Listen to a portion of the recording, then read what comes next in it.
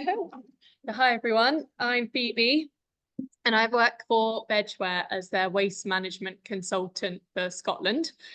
So if you don't know Vegware, we produce compostable packaging, mostly for food service items. So our range is over 500 products now, so we try and cover all eventualities that people might need food service packaging for.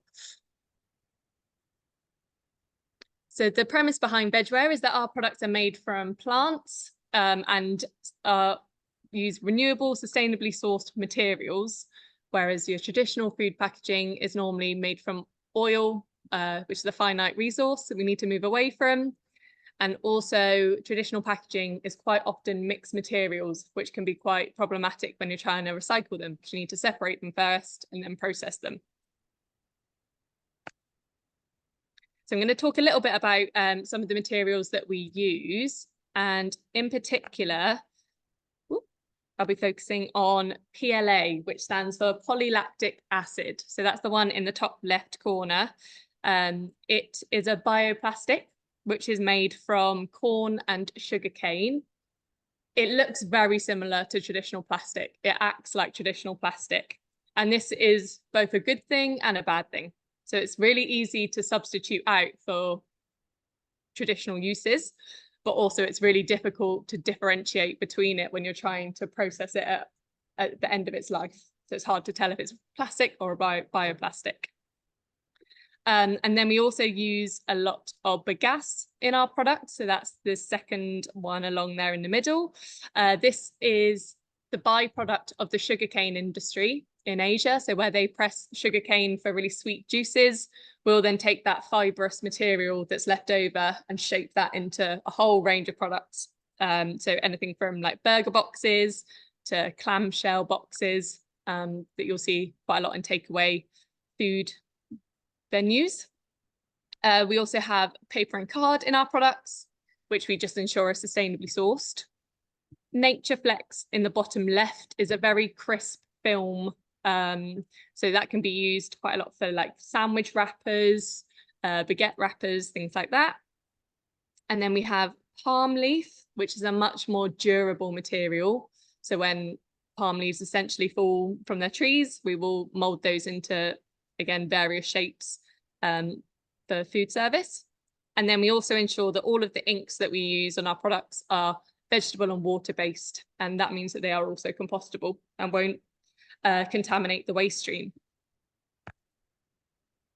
So PLA, I'm going to focus on mainly because it's the most direct alternative for plastic, traditional plastic, that is. And we will use this particularly for cold cups. We used to have it for our cutlery before that was banned in the Single-Use Plastics Directive. It will be in the lining of some of our coffee cups and soup containers.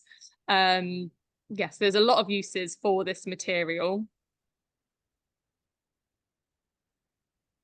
And it's actually been found to be a lower carbon material than traditional plastic. So a couple of the manufacturers that we use have run some studies on the material, Total Corbion being one, and they found that there's a 75% reduction in the carbon footprint of PLA against traditional plastic. And NatureWorks is another manufacturer that we work with, and they found that there's approximately 80% less greenhouse gas emissions than traditional plastic like polystyrene. So the material itself has a lot of benefits even before we start thinking about the waste side of using that material.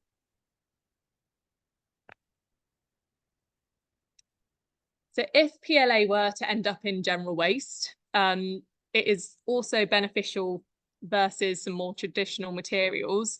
It's been found that PLA, when it's incinerated, will produce more energy than if you were to burn newspaper, wood, or food waste. So it's quite an efficient material to be incinerated.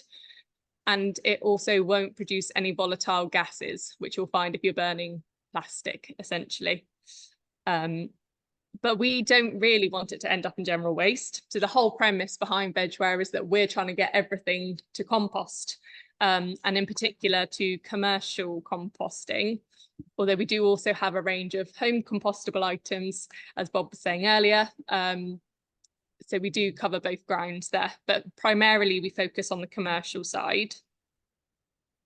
And the main benefit of that is recycling is difficult for food service. So if you get food residue on packaging, it's really difficult to recycle. It might contaminate the rest of the waste stream. So it's often just pulled out when it gets to the processing facility. Whereas if you set up a composting stream, you can capture the packaging and any food scraps that are within that packaging as well, and break that all down into compost, which then returns nutrients to the soils in the UK. And there are various other advantages to compost as well. There's a lot of values. So as a waste stream, it doesn't rely on export.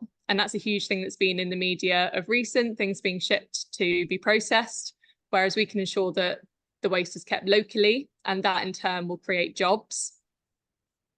Compost itself sequesters carbon, grows healthy plants, which is quite an obvious one, and also improves soil structure, which will then reduce flood risk as well. But what's the infrastructure like? So the idea is obviously great, but how do you actually use this infrastructure in the UK? There are a few different processing options. We primarily focus on in-vessel composting, but there are some other options too. So you can send it to specific anaerobic digestion plants. You can use open window if we're just processing drinks waste. So that's coffee cups or cold cups. And for large sites, they might also want to have an on-site composter or biodigester, and then they can use the output of that on their own land, fields, however they need to. So as I was saying, in-vessel composting is our main focus, and we work hard at Vegware to build relationships with in-vessel composters. We have all of our products certified to be commercially compostable. So that means they're put through the tests to see if they will break down in under 12 weeks. And that's to make sure that when they end up at the facility, they will break down in that system and it's not going to cause them any problems. So we'll send a load of our product to these sites and they can test it through their system until we've built that trust with them and they're happy to accept it through their waste system. So the photos there show, on the left, you've got a whole range of vegware, used product and food waste that's been captured in compostable liners. So you'll see that they've got that slight green tinge to them. And then 12 weeks later, or in under 12 weeks later, it's broken down into compost, which is screened through a 10mm screen, and it ends up as PAS 100 compost, so really high grade that can then be used for agricultural purposes in the local area.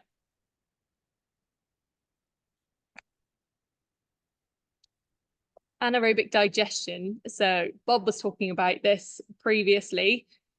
Most food waste collections in the UK favour anaerobic digestion because of that energy production side. But quite often these anaerobic digestion sites will have a depackager at the front end. And that's largely because of the mixed materials that we have on the market at the moment. So it's really difficult to tell what's compostable, what's not. And it's easier to remove everything, not contaminate the waste stream. So currently, if our products or if any compostable products end up going to AD, they'll be stripped from the waste stream before they can be processed. There's also the issue that anaerobic digestion removes oxygen from the process when it's breaking down the waste, and our products need oxygen to break down.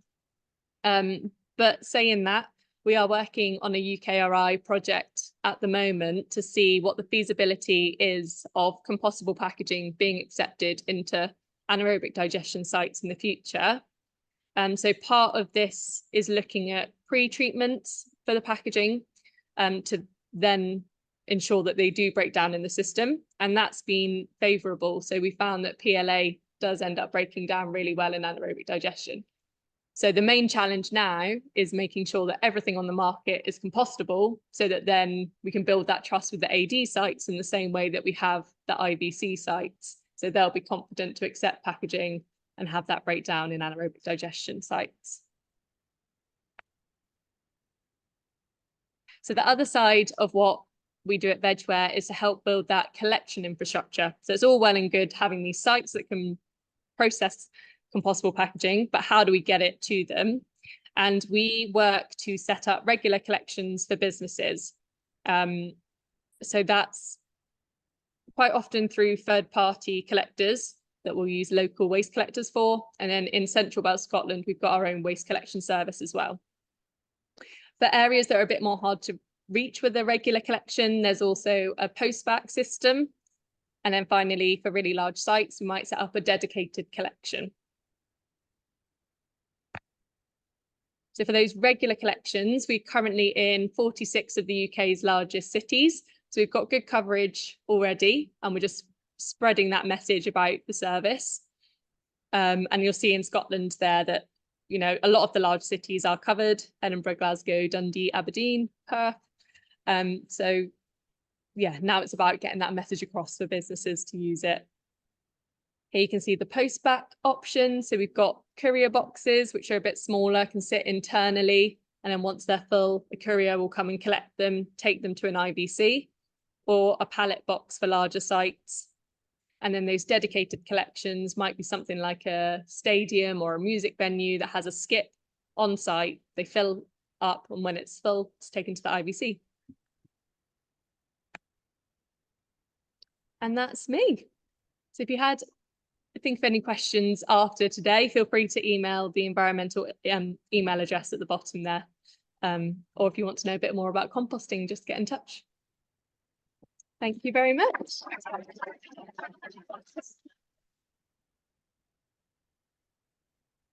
That's great.